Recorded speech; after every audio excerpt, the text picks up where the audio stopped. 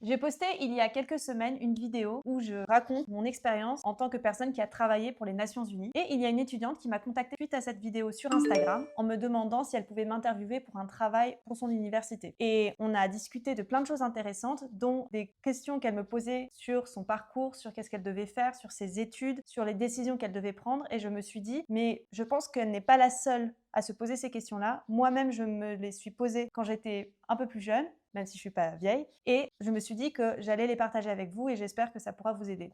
La grande question que tout le monde se pose, c'est la question des études. Est-ce que je dois faire des études? Quelles études je dois faire? Combien de temps et combien d'études différentes je dois faire? Ça, c'est une grande question. Mais pourquoi on se pose cette question? C'est parce que la société, notre famille, le marché de l'emploi nous poussent à faire des études et que c'est vrai qu'à 18 ans, 20 ans, on ne sait peut-être pas exactement ce qu'on veut faire et comment on veut le faire. Et bien, c'est sûr que si vous voulez devenir avocat ou médecin, oui, il va falloir faire des études, évidemment. Mais par contre, si vous voulez faire quelque chose qui nécessite un peu moins d'études ou peut-être même pas du tout, peut-être posez-vous la question, ok, je veux aller à cette université. Pourquoi je vais à cette université? Est-ce que c'est parce que les cours sont incroyables? Est-ce que c'est parce qu'il y a beaucoup de stages? Est-ce que c'est parce que c'est à l'étranger et que j'ai envie d'être dans un milieu multiculturel? Il faut se poser la question du pourquoi. Si vous ne pouvez pas répondre à cette question, peut-être que le choix que vous êtes en train de prendre est un choix arbitraire et les choix arbitraires sont généralement peu bon. En tout cas, peut-être que vous allez, entre guillemets, perdre quelques années de votre vie à faire des choses que vous ne vouliez pas forcément faire. C'était mon cas, par exemple. Maintenant, après coup, je m'en rends compte. Le deuxième point qu'on a abordé, c'est le fait de faire des études supplémentaires, un autre master, par exemple, pour pouvoir être plus proche du domaine auquel on aspire.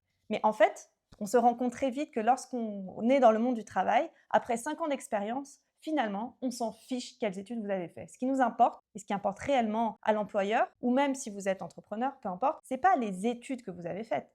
C'est plutôt les expériences que vous avez eues. Parce que les expériences vous donnent réellement des connaissances que vous ne pouvez pas avoir via le monde académique. Le monde académique, il est souvent outdated, donc il est souvent hors du temps. Ça veut dire ce qu'on apprend à l'université sont souvent des concepts qu'on ne va pas forcément appliquer ou il y a d'autres technologies ou d'autres choses qui vont les remplacer. Donc l'idée, c'est que finalement, l'expérience est plus importante que le côté académique, pour la plupart des cas bien sûr. Et donc, posez-vous réellement la question, est-ce que ce que je vais apprendre à l'université, est-ce que les profs que je vais avoir sont vraiment des personnes qui vont m'apporter ce dont j'ai besoin? Mais je ne dis pas que les études ne servent à rien. Si vous avez décidé que vous avez besoin de faire des études et que c'est nécessaire pour vous et pour votre projet. Mais dans ce cas-là, traitez les études comme un outil.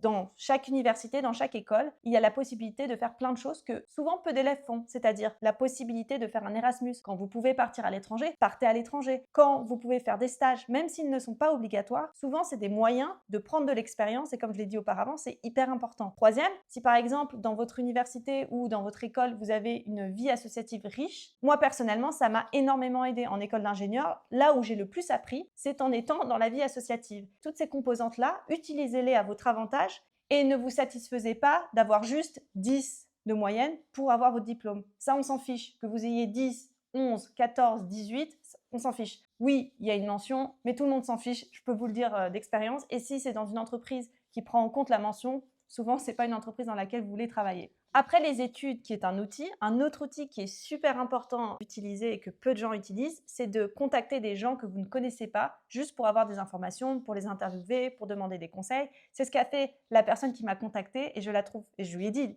qu'elle est super courageuse de l'avoir faite parce que même moi, quand j'étais jeune, je ne l'avais pas fait. Et je pense que, j'espère que notre échange l'a aidé à mûrir un peu sa réflexion. Mais en tout cas, c'est quelque chose que vous pouvez faire de manière très simple. Par exemple, LinkedIn, c'est très simple de rajouter en connexion des gens, de demander un petit appel de 15 minutes, de poser des questions. Ça vous fait des contacts, ça vous fait entraîner à parler, parce que finalement, c'est aussi un skill qui est important. Et puis comme ça, vous pouvez aussi mûrir un peu, ok, qu'est-ce que j'ai envie de faire? Peut-être que j'aimerais bien être, je sais pas, ingénieur. Ok, je vais contacter un ingénieur qui a travaillé dans telle entreprise. Ok, peut-être je vais essayer cette autre entreprise et contacter la personne. Et petit à petit, vous allez affiner votre réflexion. Et c'est là que c'est intéressant et que vous allez pouvoir réellement créer votre projet pour vous et seulement pour vous et pas pour les autres. Et faire ça, ça ne vous prend aucun risque. Pourquoi? Parce que juste vous prenez le risque de perdre un petit peu de votre temps pour écrire le message. Mais au pire, la personne vous ghost, bah elle vous ghost, c'est pas grave, ça arrivera tout le temps et tant pis pour eux. Et puis sinon, vous allez passer à la personne suivante qui peut-être va vous répondre et là, ça sera intéressant. Donc finalement, vous ne perdez rien à le faire. Donc faites-le.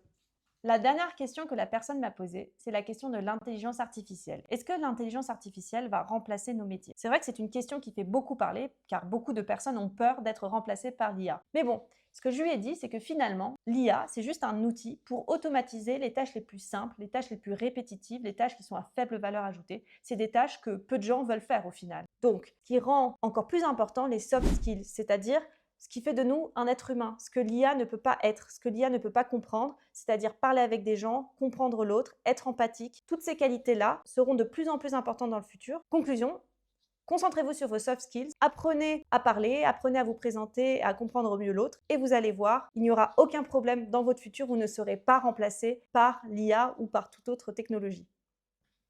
Conclusion, parlez aux gens.